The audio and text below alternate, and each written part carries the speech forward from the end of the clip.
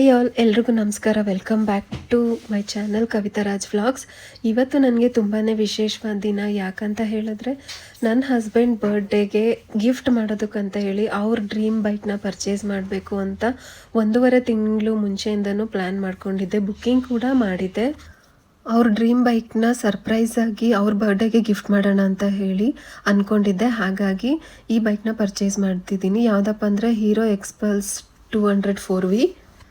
ನನ್ನ ಲೈಫಲ್ಲೇ ದೊಡ್ಡ ಕಮಿಟ್ಮೆಂಟ್ ಇದು. ಅಂದರೆ ನಾನು ಯಾವತ್ತೂ ಈ ಥರ ಕಾಸ್ಟ್ಲಿ ಗಿಫ್ಟ್ ಎಲ್ಲನೂ ಪರ್ಚೇಸ್ ಮಾಡೇ ಇಲ್ಲ. ನಾನು ಕೂಡ ಪರ್ಚೇಸ್ ಮಾಡಿಲ್ಲ ಅಥವಾ ಗಿಫ್ಟ್ ಅಂತಲೂ ಯಾರಿಗೂ ಕೊಟ್ಟಿಲ್ಲ.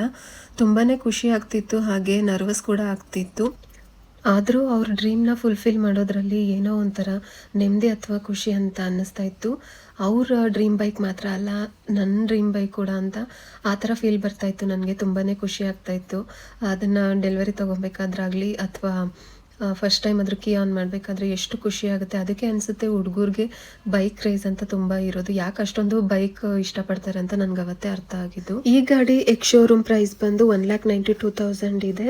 ಇನ್ನು ಬರ್ಡೇ ಸೆಲೆಬ್ರೇಷನ್ ವಿಡಿಯೋ ಪಾರ್ಟ್ 2 ನಲ್ಲಿ ಬರುತ್ತೆ.